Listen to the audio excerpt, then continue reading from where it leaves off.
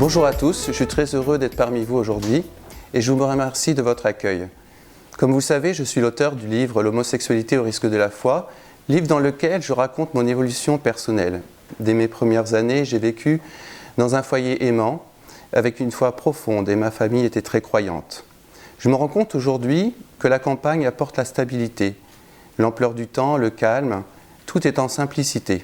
J'ai eu mon premier choc spirituel quand je suis arrivé à Lourdes et là, ça a été vraiment une vraie rencontre très forte avec la Vierge Marie.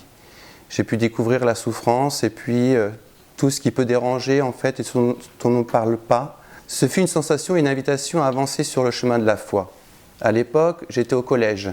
Marie était à mes côtés, elle m'a beaucoup aidé. J'ai fait beaucoup de pèlerinages, j'étais au Liban, à Rome, et le Seigneur m'a vraiment invité à devenir prêtre. J'ai fait la rencontre d'un bon père spirituel qui m'a accompagné durant 5 ans, et avec lui j'ai cheminé et il m'a accompagné jusqu'au séminaire d'Ars. Et là j'étais avec ce grand saint qu'on connaît bien, Saint Jean-Marie Vianney. J'apprenais beaucoup de choses, la philosophie, l'exégèse, l'histoire de l'Église, la patristique. J'étais comme un poisson dans l'eau, sans mauvais jeu de mots, avec mon nom de famille. À la fin de ma première année de propédeutique, j'ai fait une retraite spirituelle, les exercices donc, de Saint Ignace de Loyola. C'est pendant cette retraite que j'allais faire connaissance avec moi-même d'une façon très particulière. J'ai pris conscience de mon attrait homosexuel. Le monde s'est écroulé sous mes pieds. J'ai réalisé quelque chose et je me suis effondré. J'ai continué le séminaire. Mes 2 premières années au séminaire ont été très difficiles. Je suis tombé en dépression, j'ai fait une anorexie mentale, j'ai perdu 20 kilos en 2 semaines. Je ne pouvais en parler à personne, si ce n'est à mon père spirituel. J'ai voulu voir un psy, mais la logistique ne le permettait pas. J'ai aussi arrêté un traitement et puis mon père spirituel avait l'air satisfait de ses décisions. Je ne savais pas vers qui me tourner.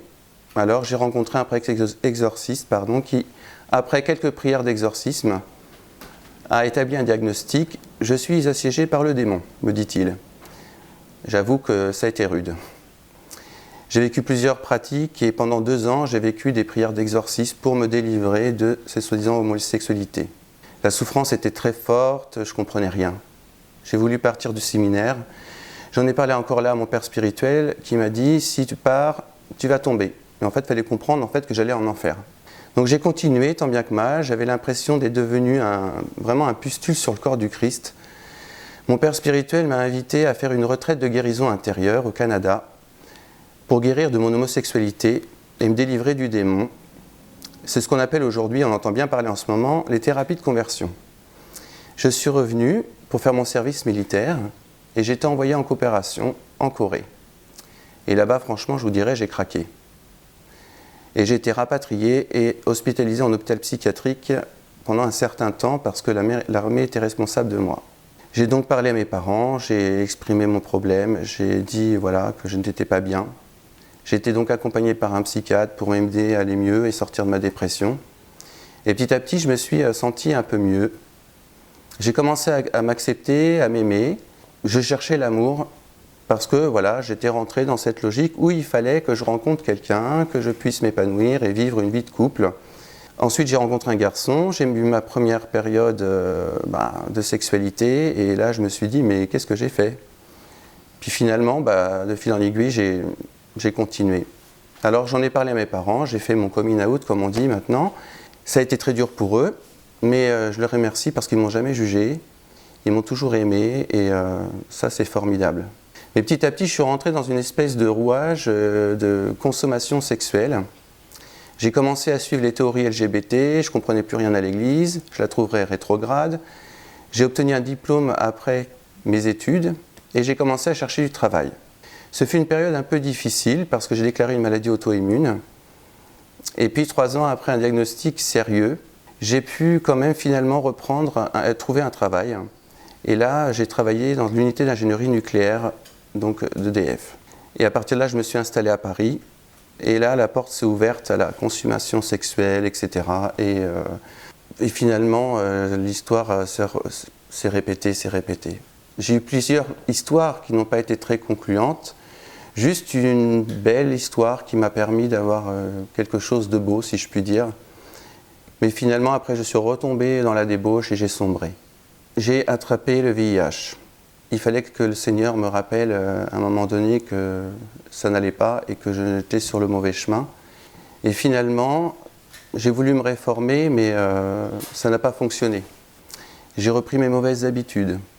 Jusqu'au jour où, le 31 décembre 2015, j'ai reçu un appel téléphonique de ma mère m'annonçant le décès de ma petite sœur d'un accident de voiture. Et là, ma vie s'est effondrée. J'ai crié « Seigneur, pourquoi tu permets ça? Pourquoi ?» Et c'est à partir de ce moment-là qu'il y a vraiment eu quelque chose qui s'est passé en moi. C'est vrai que c'est bizarre, il a fallu la perte de ma sœur pour que je réagisse. Mais je me suis retrouvé un dimanche à Notre-Dame-des-Victoires.